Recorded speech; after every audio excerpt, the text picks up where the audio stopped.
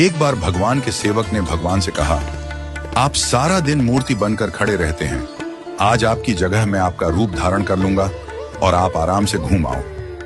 भगवान ने भी सेवक की बात मान ली, लेकिन भगवान ने शर्त रखी कि जो भी प्रार्थना करने आए उन्हें केवल सुनना और कुछ नहीं कहना। सेवक ने शर्त स्वीकार कर ली और योजना के अनुसार सेवक भगवान की जगह मूर्ति बनकर खड़ा हो गया।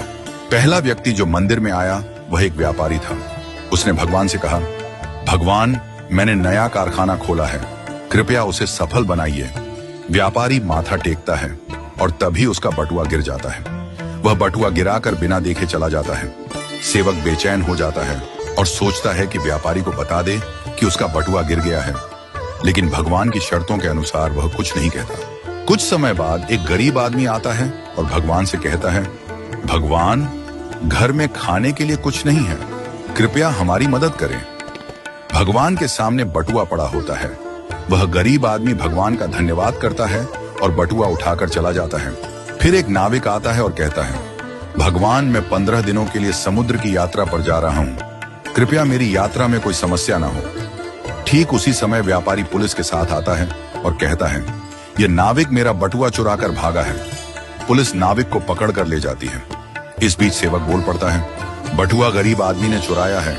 इसके बाद गरीब आदमी को पकड़कर जेल भेज दिया जाता है। रात को भगवान लौटते हैं और सेवक खुशी खुशी पूरा किस्सा सुनाता है।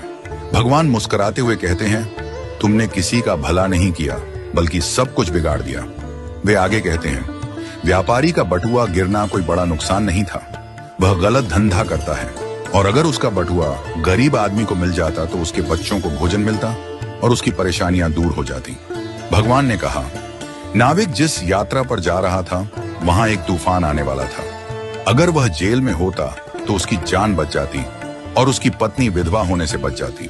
भगवान ने यह भी कहा, कभी कभी जीवन में हमें समस्याएं आती हैं और हम सोचते हैं कि यह हमारे साथ ही क्यों हुआ, लेकिन हमें समझना चाहिए कि इसके पीछे भगवान की योजना होती है। भगवान ने हमें यह सिखाया कि जो भी होता है वह हमेशा अच्छे के लिए होता है, भले ही हमें वह समझ में ना आए। इस कहानी से यह शिक्षा मिलती है कि हमें भगवान पर विश्वास रखना चाहिए और जो भी घटनाएं घटित होती हैं उन्हें अच्छे के लिए मानकर स्वीकार करना चाहिए। भगवान की योजना हमेशा हमारे भले के लिए होती है और कभी कभी हमें उस योजना को समझने में वक्त लगता है।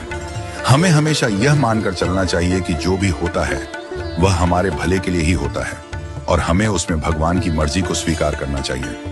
हमें कभी भी किसी स्थिति में निराश या हताश नहीं होना चाहिए।